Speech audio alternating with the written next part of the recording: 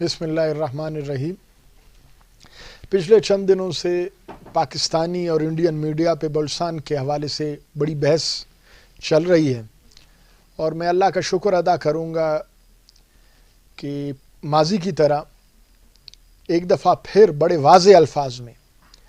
Indian فوج کے retired افسران اور حاضر سروس افسران، اس کے اینکرز، اس کی سیاسی لیڈرشپ برملا اس اپنے گھناؤنے حرکت کو مان رہی ہے اور اس حقیقت کا پرچار کر رہی ہے کہ بلوچستان میں جو بھی دہشت گردی ہو رہی ہے، معصوم بلوچ عوام کا، پاکستانی عوام کا، لا انفورسمنٹ ایجنسیز کی جتنی شہادتیں ہو رہی ہیں ان کے پیچھے براہ راست ہندوستان ہے۔ تو بلوچ عوام کو یہ حقیقت تو کئی دہائیوں سے معلوم تھی، کیونکہ یہ پہلی انسرجنسی نہیں، یہ چوتھی یا پانچویں انسرجنسی ہے، لیکن اس کے باوجود کئی لوگ سادگی کی چادر اوڑھے ہوئے تھے، تو ان کی آنکھیں اس واشگاز طریقے سے یہ اس یعنی تسلیم جرم کے بعد ہندوستانیوں کی طرف سے ان کی آنکھیں کھل جانی چاہیے۔ اور میں ہندوستانی وزیر اعظم، ان کے آرمی چیف اور ان کی جو نااہل ایجنسی ہے راہ، اس کے سربراہ کو واضح پیغام دینا چاہوں گا ایک ادنا بلوچ اور براہوئی فرد کی حیثیت سے، کہ بلوچستان کی عوام یا سرزمین اتنی بکاؤ نہیں کہ راہ کا کھیل یہاں چل سکے۔ انشاءاللہ الرحمن ان کے یہ کرائے کے قاتل راہ کے منصوبوں اور ہندوستانی اسٹیبلشمنٹ کے خوابوں سمیت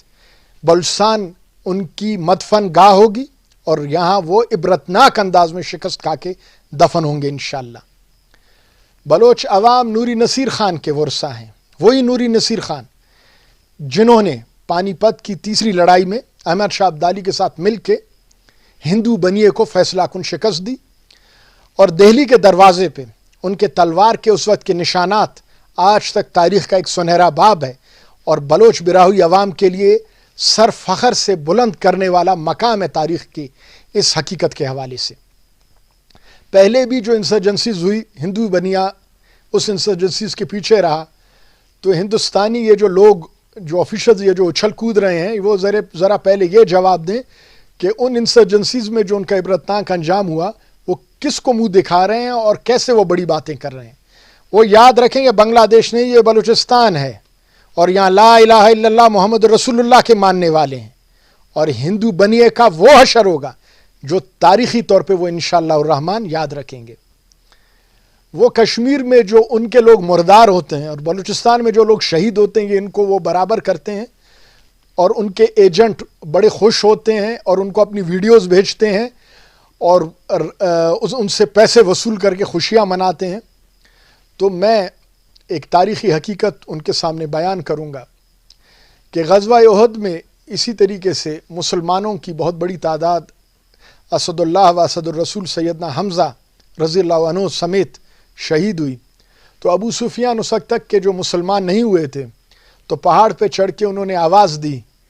کہ آج ڈول کا وزن یعنی ترازو کا وزن برابر ہے، کہ بدر میں ہمارے 70 گئے، آج تمہارے 70 گئے۔ تو سیدنا عمر الفاروق رضی اللہ عنہ نے جواب دیا ابو سفیان کو، وہ جواب یعنی دنیا کی تاریخ کا بہت ہی سنہرا باب ہے، کہا کہ تم پاگل ہو گئے ہو، قطعی تمہارے مقتولین اور ہمارے شہداء برابر نہیں ہو سکتے، تمہارے مقتولین جہنم واصل ہوئے اور ہمارے شہداء جنت میں اللہ کی رضا میں خوش ہیں۔ تو پاکستانی لا انفورسمنٹ ایجنسیز کے شہداء، بلوچ نوٹیبلز یا باقی جو پاکستانی عوام ہیں، ان کی شہادتیں اور ہندوستانی مردار یا ہندوستانی ایجنٹوں کے جو مردار جو واصل جہنم ہونے والے، یہ برابر نہیں ہو سکتے۔ یہ دو قومی نظریے پہ بننے والے ملک کے افراد ہیں، یہ مسلمان لوگ ہیں، یہ لا الہ الا اللہ محمد رسول اللہ کے ماننے والے ہیں،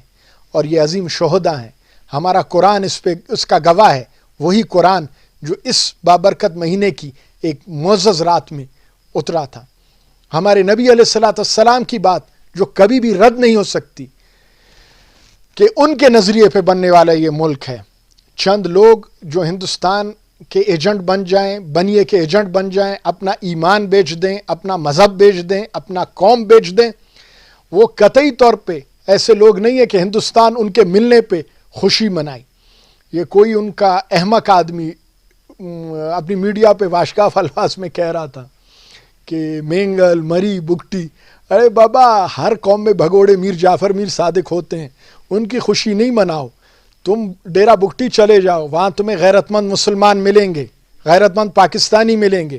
تم کوہلو چلے جاؤ، انشاءاللہ کہاں چلے جاؤ جو مریوں کے علاقے کی بات کر رہے ہو، تو وہ جو بھگوڑے ہیں وہ تمہاری گود میں باہر ملک میں بیٹھے ہیں، جو ایمان والے ہیں وہ اپنے ملک میں بیٹھے ہیں. اور تم ذرا وڈ میں مینگلوں کے علاقے میں آ جاؤ تو تمہارا سارا کچا چھٹا کھل جائے گا. تو میں یہ مطالبہ کروں گا ہندوستانی اسٹیبلشمنٹ سے کہ اپنا قبلہ درست کریں، اور جو یہ اربوں خربوں ایسے نااہل ایجنٹوں پہ خرچ کر رہے ہیں جن سے کچھ نہیں بنے گا، اور جو بلوچستان کے زمین میں انشاءاللہ عبرتناک انجام کو پہنچ کے دفن ہوں گے، تو وہ اپنا پیسہ ان پہ خرچ نہ کریں. بہتر ہے یہ پیسہ آپ اپنا ان کروڑوں لوگوں پہ خرچ کریں جو فٹ پاتھوں پہ ننگے بھوکے سوتے ہیں، ان لوگوں پہ خرچ کریں جو دسیوں تحریکیں آپ کے ملک میں چل رہی ہیں، علیحدگی پسند، خالصتان کی تحریک چل رہی ہے، باقی تحاریک چل رہی ہیں. آپ ان لوگوں کو مطمئن کریں. خود یعنی اپنے گریبان کے شہتیر کا تو آپ دیکھ نہیں رہے ہیں، اور دوسرے کے آنکھوں میں تنکا ڈھونڈنے کی آپ کوشش کر رہے ہیں. تو پاکستان ہمیشہ قائم رہنے کے لیے ہے، اور بلوچستان پاکستان کا سب سے بڑا مورچہ ہے. اور بھول جائے ہندوستان یہ بنگلہ دیش نہیں ہے، یہ غیرت مند مسلمان بلوچ افراد کی سرزمین ہے. انشاءاللہ قیامت تک پاکستان قائم رہنے کے لیے بنا ہے، اور پاکستان ترقی کرے گا، اور بلوچ عوام اس ترقی میں اپنا بنیادی کردار ادا کریں گے. پاکستان زندہ باد.